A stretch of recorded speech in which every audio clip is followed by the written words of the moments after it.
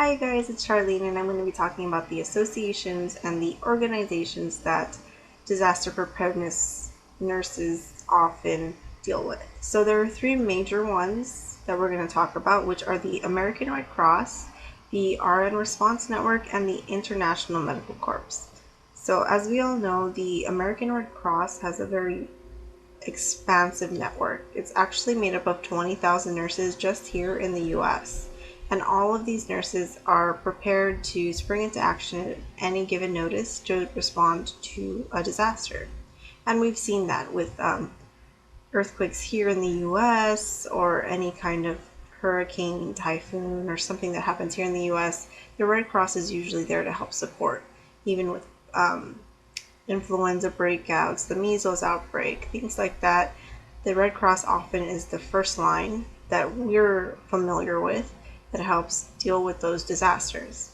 And as we know, the Red Cross is not limited to just here in the US. It actually also responds to disasters internationally. So let's say the earthquake back in Japan or the typhoons back in the Philippines, the Red Cross was also there to support and respond to those disasters. Another institution or organization, I should say, that responds to disasters is the RN Response Network. This organization was founded back in 2005. It was actually a response following the hurricanes back in New Orleans, which, as we all know, is Hurricane Katrina and Hurricane Rita. They were back to back, and these doctors and nurses found that the system was not addressing these disasters well enough. It was leaving a lot of people in poverty, a lot of people without homes, supplies, having difficulty making it to the community. So they decided to make this organization to address these issues. This one, unlike the American Red Cross, however, is predominantly national-wise. It doesn't really respond to international organizations.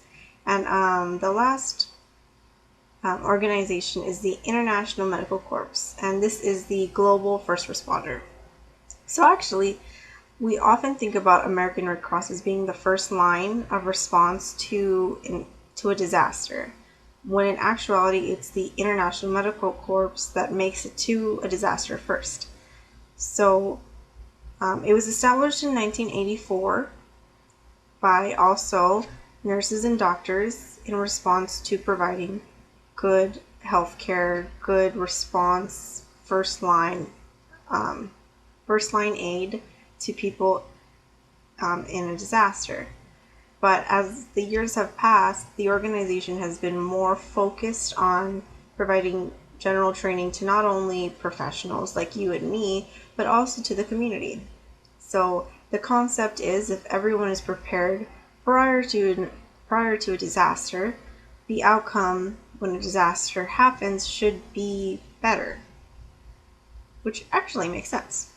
All three of these organizations are voluntary. They can't really force you to, even if you sign up, they can't force you to show up and do your due diligence and serve.